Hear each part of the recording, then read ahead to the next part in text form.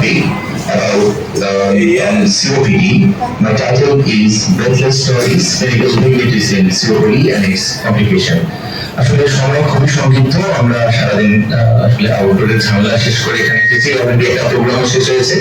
সময় সংক্ষিপ্ততার কারণে আসলে আমি মোট 9টা গল্প নিয়ে আজকে আসলে আসছিলাম।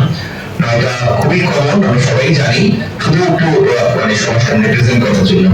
সেটা আমি খুব দ্রুত এই মানে আমার গল্পগুলো বলে শেষ করে ফেলবো।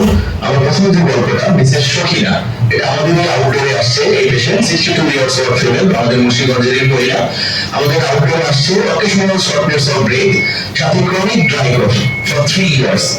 She is non-smoker, অবশ্যই মহিলা, she is non-smoker, but she lucky জন্য রান্না করে দীর্ঘদিন সময় ধরে। আমরা দেখলাম যে তার হচ্ছে body weight is below average, BMI is 18.5 kg per meter square, এবং অবজারভেশন করে তার ব্রেথ সাউন্ড বা ইংলিশ পাওয়া যাচ্ছে, পুরো পাওয়া যাচ্ছে, ওই খুবই কোথাও কোথাও একটু লঙ্কা পাওয়া যাচ্ছে স্ক্যাটার রয়েছে, এবং প্রবলেম এক্সপ্রেশন আছে। এবং আমরা এক্সরে যখন করতে পারবো, এক্সরে করলে এরকম একটা ছবি নিয়ে আমাদের কাছে আসে, এবং আমরা দেখলাম যে টিউবুলার হার্ট শ্যাডো এবং হাইপারভেসেন্সি, খুবই ক্লাসিক্যাল একটা প্রেজেন্টেশন। আমরা এটা জানি, this is a case of স্টাবন COPD P. তো একটা তথ্য আমরা যোগ করলাম, সিওপিডি পি, আমরা সবাই সিওপিডি বলে অভ্যস্ত। সিওপিডি আমাদের স্মোকিং এর সাথে সিওপিডি একটা ক্লোজ রিলেশন আছে। ওই 10 ব্যাক ইয়ারের উপর খেতে খেলে পেশেন্টের আগে পরে সিওপিডি হবে, দ্যাটস কনফার্ম। বাট এই ক্ষেত্রে কিন্তু পেশেন্টের স্মোকিং এর হিস্ট্রি নাই, শুধুমাত্র বায়োমাসকুলার এক্সপোজার হিস্ট্রি আছে। এবং এখানে আমরা একটা পি লাগাইছি, সেই পিটা আসলে কি, এটার জন্য আমরা এই এখন লেটেস্ট ওয়ার্ল্ড গাইডলাইনে যে নতুন ট্যাক্সোনমি আসছে, সেই নতুন ট্যাক্সোনমি অনুযায়ী সিওপিডির যে নোমেনক্লেচার সেটা 6 ভাগে আমরা ভাগ করতে পারি। স্পেশালি স্মোকিং এর জন্য যেটা আমরা সবচেয়ে বেশি ব্যবহার করি, যে স্মোকিং এর কারণে সিওপিডি হয়, দ্যাট ইজ এনভায়রনমেন্টাল সিওপিডির পার্ট, যেটা সিওপিডি সি, that is linked to cigarette smoking COPD. আর যেটা এই ক্ষেত্রে আমরা পেয়েছি সফিনা বেগমের ক্ষেত্রে, দ্যাট ইজ বায়োমাস প্রোডাকশন এক্সপোজারের জন্য, এবং এটা হচ্ছে সিওপিডি পি। এবং আদার্স আরো 4টা রয়েছে, যেমন তুমি সবচেয়ে উপরে যেটা রয়েছে সিওপিডি জি, যেটা জেনেটিক কোনো ডিসফাংশনের কারণে, মিউটেশনের কারণে যদি সিওপিডি হয়, যেমন সবচেয়ে আমরা জানি যে আলফা 1 অ্যান্টিটোক্সিন ডেফিসিয়েন্সি। এবং যদি কোনো abnormal lung development, তারপর যদি unusual childhood infection, যেমন মিজেলস ইনফেকশনের কারণে, এখন মিজেলস খুব কমন, সেই ক্ষেত্রে যদি সিম্পটম যদি তাদের মিজেলস নিউমোনিয়া হয়, লং টার্মে গিয়ে সেক্ষেত্রে সিওপিডি নিউমোনিয়া হতে পারে, সেক্ষেত্রে এটা উইল বি সিওপিডি আই।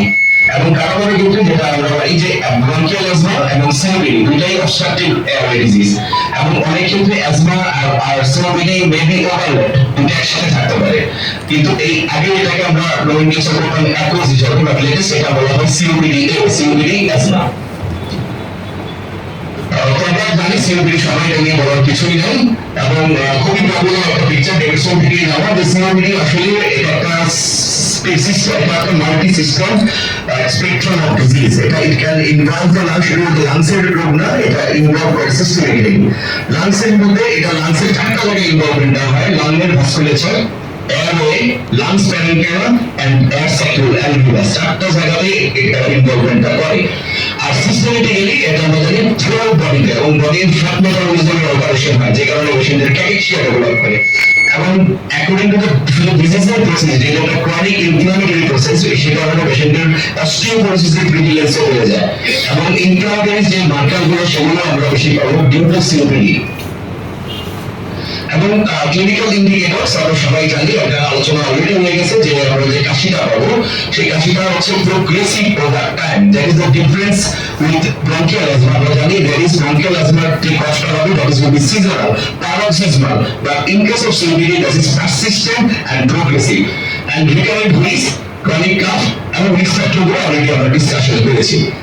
তো আমরা আসলে ক্লিনিক্যালি আমাদের ওয়ার্ডে বলেন, আমাদের ওপিডিতে বলেন, আমরা তো ক্লিনিক্যালি দেখে সিওপিডি ডায়াগনোসিস করি, কিন্তু একাডেমিক্যালি যদি আমি ডায়াগনোসিস করতে চাই, কিভাবে ডায়াগনোসিস করবো? দ্যাট ইজ স্পাইরোমেট্রি বা pulmonary function test. Pulmonary function টেস্টে আমরা 3টা জিনিস দেখি, একটা হচ্ছে force expiratory volume in 1/1 second FEV1 and forced vital capacity and its ratio. Normally a FEV1 and FVC ratio will be more than 0.7. That is normal. যদি এটা less than 0.7 হয় তাহলে এটা কনফার্ম এটা অবস্ট্রাকটিভ আওয়ার ডিজিজ। এখন obstructive hour disease দুই ধরনের আছে আমরা জানি, আমরা জানি ব্রঙ্কিয়াল অ্যাজমা খুব কমন আরো আছে, ব্রঙ্কিয়াল অ্যাজমা এন্ড সিওপিডি। তো how can I differentiate in between this? সেক্ষেত্রে যেটা আমরা করবো সেটা হচ্ছে যে পোস্ট ব্রঙ্কোডাইলেটর স্টাইলোমেট্রি। প্রথমে আমরা প্রি ব্রঙ্কোডাইলেটর স্টাইলোমেট্রি করলাম, মানে আমি কোনো ব্রঙ্কোডাইলেটর না খাওয়া রোগী আমার কাছে আসলো, আমি স্টাইলোমেট্রি করলাম, আমি পাইলাম রেশিও লেস দেন 0.7। এখন আমি পেশেন্টকে ব্রঙ্কোডাইলেটর দিলাম, ব্রঙ্কোডাইলেটর দেওয়ার পরে আবার আমি স্টাইলোমেট্রি করলাম এবং রেশিওটা বের করলাম। যদি আগের এই রেশিও থেকে 12% ইমপ্রুভমেন্ট হয় দ্যাট ইজ রিভার্সিবল। যে সিম্পটমটা পাচ্ছি it is reversible, that is bronchial asthma. কিন্তু যদি ইন কেস অফ সিওপিডির ক্ষেত্রে এই যে রেশিওটা আছে রেশিওটা কাউন্টার করবে না, মানে আগে আমি প্রি ব্রঙ্কোডাইলেটর যা পেয়েছি post bronchodilator response will be same, তার ক্ষেত্রে এটা হলো that is COPD confirm. Sorry, COPD confirm করলাম। এখন সিওপিডি সিভিয়ারিটি কিভাবে আমি বুঝতে পারবো যে সিওপিডি সিভিয়ারিটি স্কেলটা আসলে কি? তো according to the board guideline COPD 4টা স্কেল আমরা করি, গোল্ড 1, গোল্ড 2, গোল্ড 3, গোল্ড 4। এবং যে প্যারামিটার আমরা দেখি করি দ্যাট ইজ FEV1। আমরা বলছি যে প্যারামিটার আমরা 3টা জিনিস করি, FEV1, FBC and it's ratio. আমরা সিওপিডির যে সিভিয়ারিটি সেটা আমরা বিচার করব বাই FEV1। যদি FEV1 80% প্রেডিক্টেড এর উপরে থাকে দ্যাট ইজ গোল্ড 1, এবং সেখান থেকে বাড়তে বাড়তে mild, moderate, severe, very severe that is gold 4। সেক্ষেত্রে FEV1 is less than 30% predicted.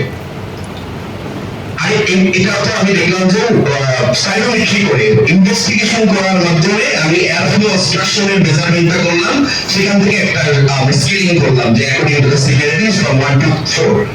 এখন ক্লিনিক্যাল অ্যাসেসমেন্ট রোগী দেখে আমি কিভাবে স্টাডিফাই করবো, কারণ আমি তো সব জায়গায় সাইকোমেট্রি করতে পারবো না। আমার কাছে এই হাসপাতালে রোগী আসছে মুন্সিগঞ্জে, তা আমি তো করতে পারবো না সাইকোমেট্রি, অনেক জায়গায় ঘুরে বাড়িতে হবে। আমি এখানে বসে কিভাবে স্টাডিফাই করবো, সেজন্য একটা স্কেলিং আছে, অ্যাসেসমেন্ট টুল আছে, that is going to ABE assessment tool.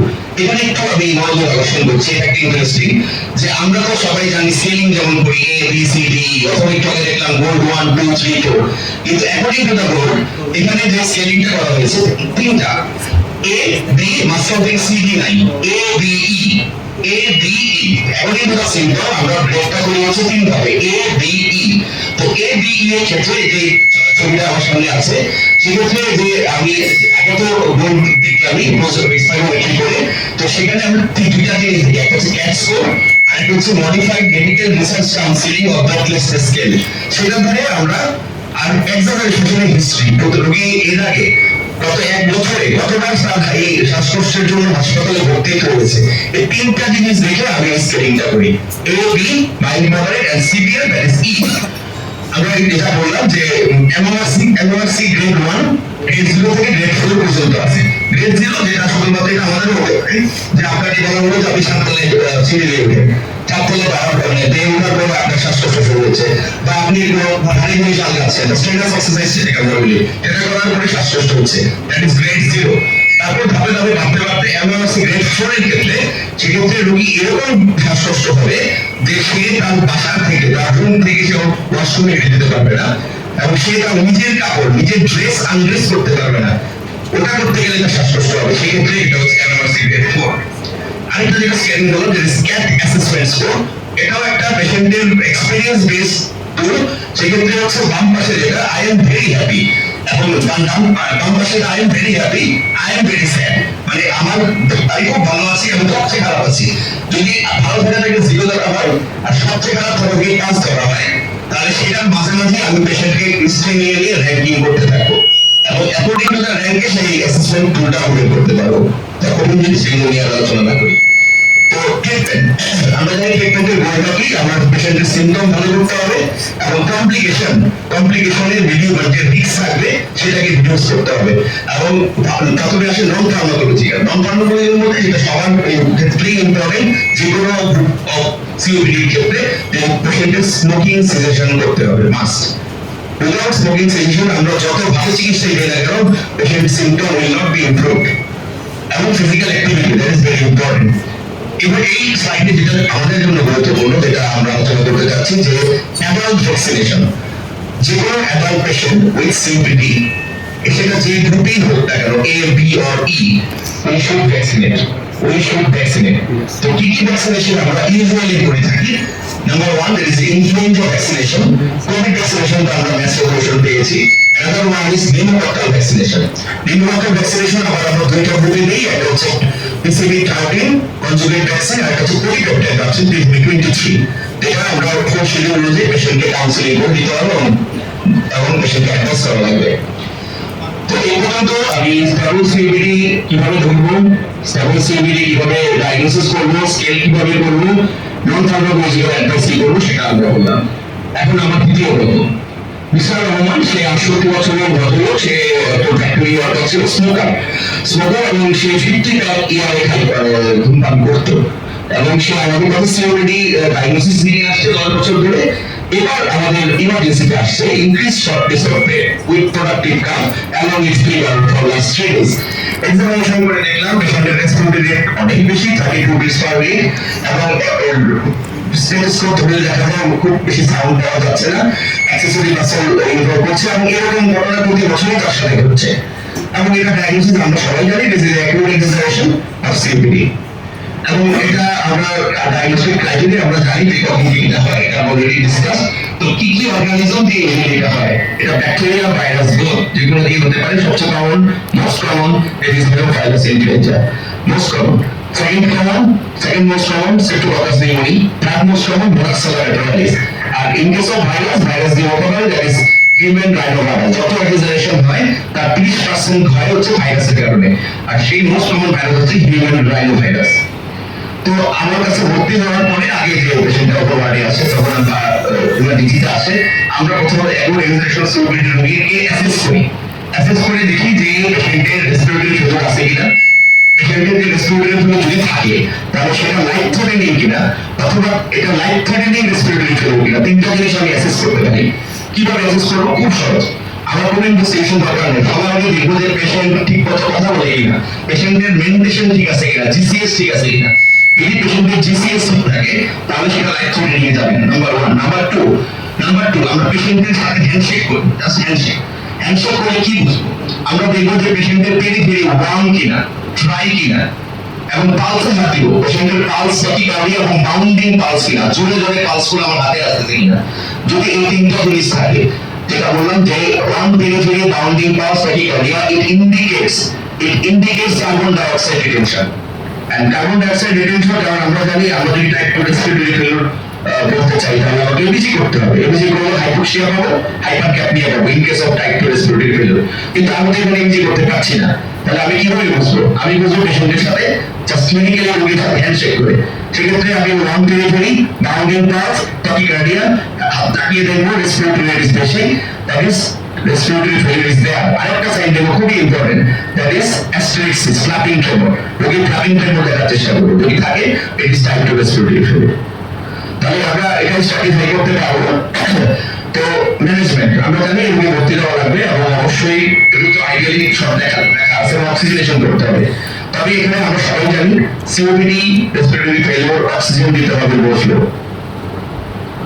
Oxygen দিতে হবে কারণ পেশেন্টের যে হাইপোক্সিয়া আছে সেই হাইপোক্সিয়া ড্রাইভে রোগী শ্বাস নিচ্ছে যদি আমি তার হাইপোক্সিয়াটাকে সরাই ফেলি তাহলে পেশেন্টে আমাদের যে রেসপিরেটরি সেন্টার আর কোনো ড্রাইভ পাবে না যা দিয়ে সে শ্বাস প্রশ্বাস চালাবে সুতরাং সিওপিডি পেশেন্টকে অবশ্যই লোড অক্সিজেন চালাতে হবে বাদবাকিগুলো আমরা সবাই জানি পেশেন্টের স্টেরয়েড দিব অ্যান্টিবায়োটিক দিব নন ইনভেসিভ ভেন্টিলেশন লাগে কিনা সেটাও আমরা কনসিডার করবো কিন্তু এই সেকেন্ডারি হসপিটালে থেকে আমরা এটা করতে পারবো না এগুলো ডিসকাশন হয়ে গিয়েছে আমরা জানি কি কি দিতে হয় দুটো বডি কাউন্ট নিয়ে একটা পরে বলছি আমরা অ্যাকর্ডিং হয়েছে অবশ্যই সিওপিডিতে দিব তো অ্যাজমা আর সিওপিডির যে ম্যানেজমেন্ট তার মধ্যে একটা মৌলিক পার্থক্য যেটা সেটা হচ্ছে যে আমি সেই আমার সিওপিডি পেশেন্টে ইনহেলার কর্টিকোস্টেরয়েড বা আইসিএস দিব কি দিব না আমরা অনেকে দেখি যে অনেক প্রেসক্রিপশনে সিওপিডিতেও আইসিএস দেওয়া আছে অ্যাজমাতে তো দেই আমরা সেটা তো ঠিকই আছে তো কখন আমি মানে সিওপিডিতে কনফিডেন্টলি আজমা মানে আইসিএস দিব তো কিছু জিনিস স্ট্রংলি ফেভার করবে নাম্বার 1 যদি পেশেন্টের এক্সাজারেশন থাকে অবশ্যই এক্সাজারেশনে আমরা স্টেরয়েড দিব যদি পেশেন্টের হিস্ট্রিতে পাস্ট হিস্ট্রিতে বছরে 2 বারের বেশি মডারেট এক্সাজারেশন হয় যদি পেশেন্টের সিবিসিতে কার্ডিওসোমিথিল কাউন্ট 300 সেলসিয়াস বেশি হয় এবং যদি পেশেন্টের সিওপিডি এ থাকে মানে কনকমিটেন্ট অ্যাজমা থাকে তাহলে এই ক্ষেত্রে কনফিডেন্টলি আমরা আইসিএস দেব।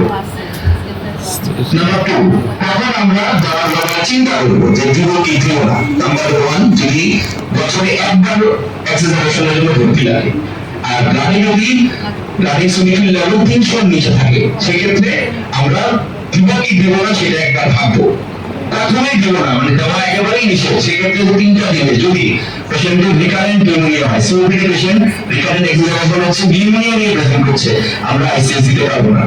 নাম্বার 2, ইউসিএফএল লেভেল যদি 100 নিচে থাকে আর যদি পেশেন্টের কনকমিটেন্ট টিবি থাকে তাহলে কিন্তু ইনফেকশন বা নিউমোনিয়া ক্লিয়ার আপ হবে। এবার আমরা আসি থার্ড কেস। থার্ড কেস হচ্ছে এবার আমাদের ম্যানেজমেন্ট বেস কেস। উনি 60 বছর বয়স, এক্স স্মোকার, সিওপিডি, সে নিজেও জানে তার সিওপিডি এবং সে সিগারেট ছেড়ে দিছে এবং 4-5 বছর ধরে এবং সে নিয়মিত অ্যালোডাইড নেয়। আমরা জানি অ্যালোডাইড কি থাকে, অ্যালোডাইড থাকে হচ্ছে লাভা আর আইসিএস এর কম্বিনেশন। টর্নেডো লাভা আর আইসিএস এর মধ্যে ফ্লুইডিক অ্যাসিড থাকে, সে দীর্ঘদিন ধরে পাচ্ছে। এখন আমাদের কাছে নিয়ে আসছে অ্যাকুট এক্সারসাইজেশন, প্রচুর শ্বাসকষ্ট, সিগারেট বেশি জ্বর পাচ্ছি, তো আমি তো অক্সিজেন দেবো না, কোনো অক্সিজেন দেবো, আর কি করবো? ফার্দার অ্যাপ্রোচ আমাদের কি হবে? এটা হচ্ছে কাছে এই ছবির মধ্যে এবার দেখি পেশেন্ট কারেন্টলি লাভা আইসিএস পাচ্ছে। এখন একটু বলে আসছে আমি বেশি করাবো আর বুকে রেক্স করাবো, বুকে রেক্স করে দেখবো পেশেন্টের নিউমোনিয়া আছে কিনা, অ্যাক্টিভ নিউমোনিয়া আছে কিনা। আর দ্বিতীয় দিনে যেটা দেখবো সেটা হচ্ছে blood insulin level. Blood insulin level যদি 100 বেশি থাকে তাহলে লাভা লামার সাথে যে লাভা আইসিএস পাচ্ছে তার সাথে লামা যোগ করে দেবো, লং অ্যাক্টিং অ্যান্টিমাসকুলিন এজেন্ট। এবং লাভা লামা আইসিএস এটা আমরা সিওপিডির ক্ষেত্রে ট্রিপল থেরাপি। আমরা ট্রিপল থেরাপি আসলে মেডিসিন প্র্যাকটিসে 3টা ডিজিজে আমরা শিখছি, আমরা বলি। একটা হচ্ছে পিওরিতে, আমরা জানি যে পিওরিক ট্রিপল থেরাপি। নাম্বার 1, আমরা রিউমাটয়েড আর্থ্রাইটিসের ট্রিপল থেরাপি শিখেছি, মেথোট্রেক্সের, সালফাসালাজিন, গ্লুকোকর্টিকয়েড। তেমনই আমাদের সিওপিডিতে ট্রিপল থেরাপি, এটা হচ্ছে লাভা লামা আইসিএস। সেটা আমি যদি ইনসুলিন লেভেল ঠিক থাকে সেক্ষেত্রে দিব। তাই এটা হচ্ছে সেই অ্যাপ্রোচ। তো আমরা এটা ডিসকাশনে সবাই জানি যে আসলে এই যে আমরা ইনহেল ফর্মে যে মেডিসিনগুলো নিচ্ছি এটা 3টা ফর্মে আমরা নিতে পারি। নাম্বার 1 হচ্ছে মিটার ডোজ ইনহেলার বা MDI, PPI dry powder inhaler and nebuliser. তো সেগুলো আমরা ডিসকাশন করেছি, আমরা সবাই জানি। আমি যদি সময় করে আমরা এগুলো করে দিই, ঠিক আছে। আবার অ্যান্টি কিছু নিউর ড্রাগস আছে যেটা আমরা বলি যে প্রোফ্লোমিনাস তখন আমরা দিব। এবং নতুন কিছু ড্রাগ যেমন আর্সেনিথিন এবং অ্যান্টিবায়োটিক্স এবং লং টার্ম অ্যান্টিবায়োটিক, যেমন এক্ষেত্রে বলি সিওপিডি পেশেন্টের যদি কমপ্লিকেশন নিয়ে আসে, সিওপিডি থেকে ব্রঙ্কিটিস, সিওপিডি থেকে পালমোনারি, সেই ক্ষেত্রে কিন্তু আমাদের লং টার্ম অ্যান্টিবায়োটিক দিতে হয়। এবং এই যে সবচেয়ে কমনলি যেটা আমরা ইউজ করি এজিথ্রোমাইসিন, এবং এই এজিথ্রোমাইসিন আমরা এখান থেকে দিয়ে হচ্ছে উইকলি 3 ডোজ, এবং গাইডলাইন অনুযায়ী এটা 3 to 6 মান্থস আমরা দিতে পারি। এবং এই অ্যান্টিবায়োটিকটা কিন্তু অ্যান্টি ইনফেক্টিভ হিসেবে দেওয়া হচ্ছে না, এখানে দেওয়া হচ্ছে অ্যান্টি ইনফ্ল্যামেটরি হিসেবে। এবং এটা যেখানে যে ফাইব্রোসিস হয় বা যে ডিজিজের যে পার্মানেন্ট যে ড্যামেজ হয় অ্যারোয়েতে, সেই ইনফ্লামেশন কমিয়ে সেটাকে স্টেবল করে বা হল্ট করার চেষ্টা করে। এগুলো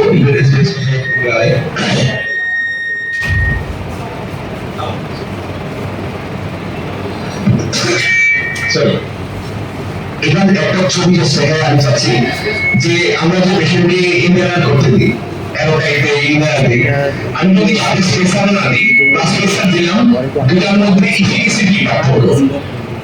আমরা বাম পাশে যে ছবিটা দেখতেছি সেখানে পিএমডিআই দেওয়া আছে, প্রেসারাইজড এমডিআই বা ইনহেলার যেটাকে আমরা বলি, সেটা যদি আমরা স্পেসার সহ দিই এটা 10 গুণ বেশি এফেক্টিভ দেন নেবুলাইজার।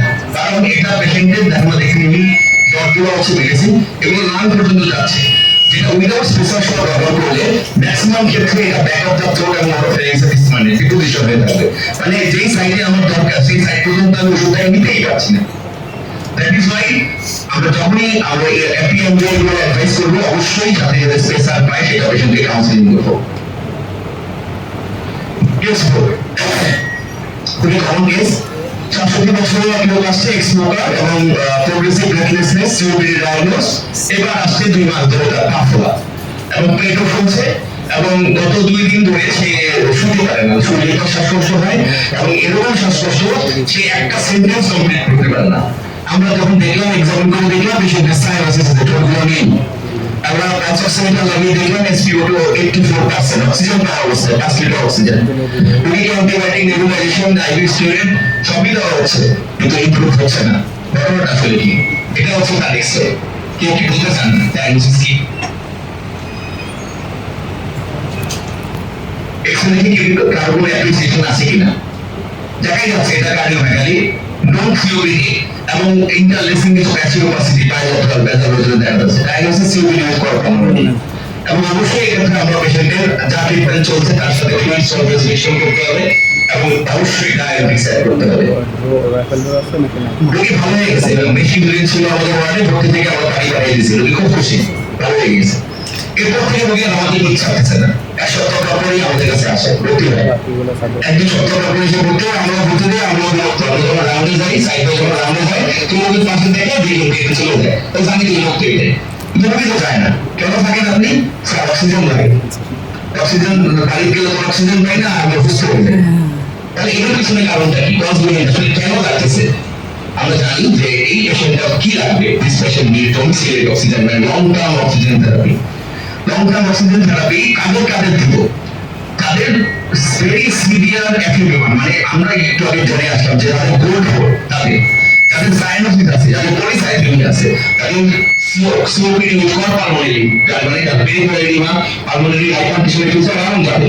অক্সিজেন ছাড়া থাকলে তাদের saturation SpO2 less than 92%, sorry এটা মিস্টেক ছিল, SpO2 less than 92% এর নিচে হয়ে যায়, তাদের LTOP লাগে। এটা টেনশনেরই এবং আইডিয়াল যদি করতে চাই, এটা তো ক্লিনিক্যালি ওয়ার্কিং আমরা হিসাব করি, যদি আইডিয়ালি করতে চাই আমাকে এবিজি করতে হবে এবং এবিজি করতে হবে 3 সপ্তাহ গ্যাপে 2 বার এবং সেখানে পার্শিয়াল আর্টেরিয়াল প্রেশার অক্সিজেন যদি 7.3 kPa এর নিচে থাকে তাহলে তার LTOP লাগবে।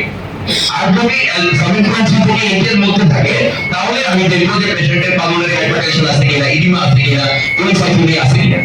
এবং এই যে পেশেন্টকে আমি LTOP দিব, খুবই মজার ব্যাপার, এই পেশেন্টের অক্সিজেন পাইতে হবে 24 ঘন্টার মধ্যে মিনিমাম 15 ঘন্টা, যেটা বাসায় দেওয়া সম্ভব না। এই জন্য রোগীর আসলে আমাদের ইচ্ছা দিচ্ছে না, রোগীর এখনো আসে।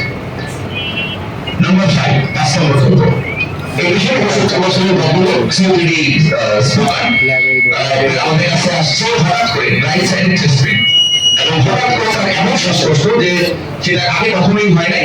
রোগীর কিন্তু কোনো জ্বর নাই, কোনো হেমোপ্যাথিস নেই। তারপরে এটা আমি অ্যাকুরেট সিওপিডি বলতে পারছি না, কিন্তু পেশেন্টের প্রচুর শ্বাসকষ্ট, অক্সিজেন লেভেল নেমে যাচ্ছে,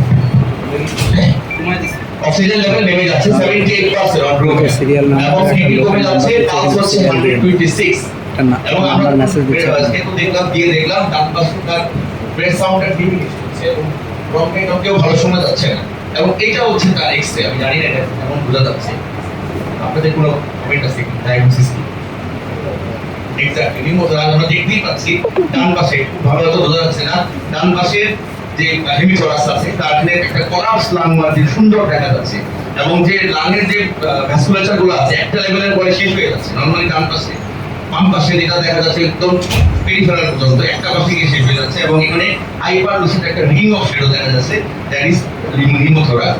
এবং প্রবাবলি এই কেসটা আমরা পেয়েছি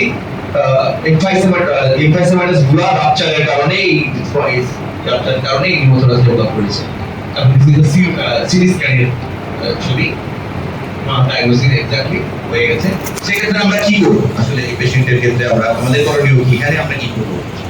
আমরা যেটা এখানে করবো, প্রথমে হচ্ছে যে পেশেন্টের যদি সিওপিডি থাকে, মানে সেকেন্ডারি কারণে নিউমোথোরাক্স ডেভেলপ করে, সেক্ষেত্রে এবং রোগীর বয়সও বেশি, সেক্ষেত্রে আমাকে এখানে পারকিউটেনাস নিডল অ্যাসপিরেশন করতে হবে। যেই পাশে সমস্যা, মানে এখানে ডান পাশে সমস্যা, সেকেন্ড ইন্টারকোস্টাল স্পেসে আমি সরাসরি একটা হোয়াইট বোর্ড নিডল ঢুকে দেবো, দ্যাট ইজ লাইফ সেভিং। রোগীর আমি রোগী এটা করতে পারি, রোগীর আমি বাঁচাই দিতে পারবো। তারপর আমি এটা পেশেন্টকে পাঠাবো হচ্ছে জায়গা মতো রেসপিরেটরি যেখানে ম্যানেজমেন্ট হবে সেখানে ইন্টারকোস্টাল টিউব দেওয়া। S6 আমি একটু দ্রুত বলি। S6 এই পেশেন্টটা 55 বছরের লোক এবং আসছে আমাদের কাছে progressive shortness of breath, chronic cough, copious sputa, মানে অনেক স্পুটা, সে হচ্ছে আস্তে আস্তে পাটি ভরে কফ নিয়ে আসে আমাদের কাছে আসে যে এই স্যার আমাদের কফ, এবং সে মাঝে মাঝে তার অকেশনাল হিমোপ্যাথিস হয় এবং তার কোনো টিবি হিস্ট্রি নাই এবং সে বছরই ভর্তি হওয়া লাগে 2 থেকে 3 বার। আমরা দেখলাম যে এরকম সাইনোসিসও আছে, স্যাচুরেশনও কম থাকতেছে, এবং ক্লাবিং হাতের মধ্যে ক্লাবিং পাওয়া যাচ্ছে এবং ফুসফুসে স্কেল ধরলে দেখা যাচ্ছে কোর্স ফিব্রিলেশন এবং অল্টারনেট কাপ সাথে সাথে চেঞ্জ হচ্ছে। একটা ডায়াগনোসিস আমরা এখানে কি বলতে পারবো তা খুবই কম ব্রঙ্কিটিস এবং ব্রঙ্কিটিসের ক্ষেত্রে আমরা জানি যে সিটি স্ক্যানে কি পাওয়া যায় এরকম প্যাচি ওপাসিটি পাওয়া যায় এবং যেটা সিটি স্ক্যানে বলে হানিকম্বিং এবং মধুর চাকের মতো বদলায় যেরকম চাক থাকে সেই চাকের মতো করে খুব সুন্দর হানিকম্বিং দেখা যায় এবং সেপ্টাল থেকে ট্যাকশন ব্রঙ্কিটিস পাওয়া যায়। তো এই ক্ষেত্রে বাইরেটার ব্রঙ্কিটিস ছিল। ম্যানেজমেন্ট কি? ম্যানেজমেন্ট ওই কাছাকাছি আগের মতোই।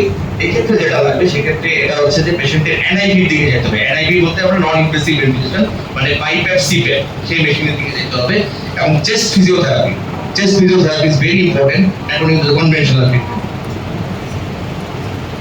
7 নম্বর কেস এটা একটু দেখি। পেশেন্ট 71 বছরের লোক, এক্স স্মোকার, আগে বিড়ি সিগারেট খাইতো, নন সিওপিডি ইমার্জেন্সিতে আসছে, শর্টনেস অফ ব্রেথ নিয়ে এবং কাশি আছে এবং সে যে আজকে সকাল থেকে যেদিন আসছে সকাল থেকে সে হঠাৎ করে ড্রাউজি, সে কিছু খেতে পারছে না, স্যাচুরেশন ড্রপ, পালসও বেশি, বিপিটাও বেশি। আমরা দেখলাম যে প্রলং এক্সপিরেশন আছে, ওয়ান পেরিফেরি এবং ক্লাবিং ট্রেমর। আমরা একটু আগে আলোচনা করে আসছি, এটা নিয়ে আর আমরা কথা না বাড়াই। এটা ইসিজিটা আমি দিয়েছি, ইসিজিটা নিয়ে কেউ কিছু কমেন্ট করতে চাই কি? আপনি লো ভোল্টেজ আমাদের মাউন্সার আছে, এটা আমরা যেটা দেখলাম যে এটা আমরা ডায়াগনোসিস অলরেডি করে ফেলছি, যে সিওপিডি উইথ রেসপিরেটরি ফেলিওর এবং হয়তো কর্ড পালমোনারি আছে। এখানে আছে P pulmonary and poor progression of RB, এই স্টেজে আছে এবং এই আসলে আমরা বলছি এবং এটা রেসিসিটেশন এগুলো অলরেডি আমরা আলোচনা করে ফেলছি। আমরা আমরা 8 নম্বর কেসে চলে যাই। 8 নম্বর কেসে এটা হচ্ছে 65 বছরের স্মোকার লোক, সিওপিডি আছে, তার হচ্ছে এরকম রিকারেন্ট হসপিটাল অ্যাডমিশন লাগে এই অ্যাক্সিলারেশনের জন্য এবং তার সে কিন্তু মানে সেরকম রিমার্কেবল উন্নতি হয় না। সে মাঝে মাঝে আসে, একটু ভালো হয়, বাসায় যায়, আসে, কিন্তু যেটা হচ্ছে এই কোর্স অফ টাইম সে মানে খাওয়া দাওয়া কমে যাচ্ছে এবং ওয়েট লস হচ্ছে এবং একবার দুইবার ভেনোক্রাইসিস হয়েছে এবং তার হচ্ছে এবার যে আমাদের কাছে আসছে তার 2 হাত পায়ে প্রচন্ড ব্যথা এবং অ্যাবডোমিনাল পেইন। আমরা দেখলাম পেশেন্টটা অ্যানিমিক, সিওপিডি আছে, এর কোনো সন্দেহ নাই, কোনো লিম্ফ নোড নাই এবং ডিহাইড্রেশন, আর কিছু বলবো না। ডায়াগনোসিস সিওপিডি পেশেন্ট আমাদের কাছে মাঝে মাঝে ভর্তি হয়, রোগীর ওয়েট লস হয়ে যাচ্ছে, অ্যানিমিয়া আছে, অ্যাবডোমিনাল পেইন আছে এবং সারা শরীরে ব্যথা, ম্যালিগন্যান্সি। এক্স্যাক্টলি ম্যালিগন্যান্সি তার এক্সরে আমরা দেখতে পাচ্ছি। কিন্তু আমার একটা কোশ্চেন আছে, আমার এখানে আমি তো অ্যানিমিয়া পাইছি, আমি ম্যালিগন্যান্সি মিলাতে পারছি, আমার এখানে আমি পেশেন্টের ডিহাইড্রেশন পাচ্ছি কেন? পেশেন্টের তো ডায়রিয়া নাই, ভমিটিং নাই, কেন ডিহাইড্রেশন পাচ্ছি? কেন অ্যাবডোমিনাল পেইন হচ্ছে? কেউ কিছু বলতে চায়? কেন অ্যাবডোমিনাল পেইন হচ্ছে? কেউ কিছু কি বলতে চান? আমি কোনো ইনভেস্টিগেশন ছাড়া কোনো কিছু অ্যাপ্রিশিয়েট করবো না। বেসিক্যালি আমরা জানি যে সিএল লাংসের ক্ষেত্রে বিশেষ করে যেগুলো হচ্ছে একদম সেন্ট্রালি হয়, স্কোয়ামাস সেল কার্সিনোমা, তাদের প্যারানিউক্লিয়ার ফিচার থাকে। আমরা জানি হাইপার ক্যালসিয়ামিয়া হয়, আমরা জানি হাইপার ক্যালসিয়ামিয়াতে ডিহাইড্রেশন থাকবে এবং অ্যাবডোমিনাল পেইন থাকবে, বোন পেইন থাকবে, 3টা ফিচার এই রোগী আছে। এবং এটা আমরা ক্লিনিক্যালি কিভাবে বুঝবো? রোগীর 2টা হাত ধরে চাপ দিয়ে রোগীর চেহারার দিকে তাকাবো, এটা আমরা পাবো হাইপারট্রফিক পালমোনারি অস্টিওআর্থ্রোপ্যাথি পাওয়া যাবে, paranuclear feature. Thank you. Carcinoma শেষ কেস, 32 বছরের নন স্মোকার লোক, নন ডায়াবেটিক, ক্যাটেকসিক মেল, সে ওইরকম প্রোগ্রেসিভ শ্বাসকষ্ট নিয়ে আসছে, chronic cough and reduced oxygen tolerance এবং সে ইয়াং ছেলে এবং এরকম ঘটনা আছে যে হাসপাতালে ভর্তি হয়, সবাই তাকে অ্যাজমা হিসেবে ট্রিট করে কিন্তু রিকভার হচ্ছে। 32 বছরের লোক, স্মোকার না, সে শ্বাসকষ্ট হয়, হাসপাতালে ভর্তি হয়, কাজ করতে পারে না, স্বাস্থ্য শুকিয়ে যাচ্ছে কিন্তু ভালো হয় না এবং তার এরকম ঘটনা তার ফ্যামিলি হিস্ট্রিতেও আছে। ঘটনা কি? এটা কি? Alpha 1 antihistamine deficiency, it is a genetic কারণে সিওপিডি, দ্য সিওপিডি জি, ঠিক আছে। এবং এটা আমরা আলোচনা করি, এগুলো সিওপিডি ডিফারেন্সিয়াল নিয়ে আলোচনা করছিলাম, কি কি জিনিস আমরা ডিফারেন্সিয়াল এবং কিভাবে আমরা আলাদা করব, এগুলো বলেছি। Thank you so much.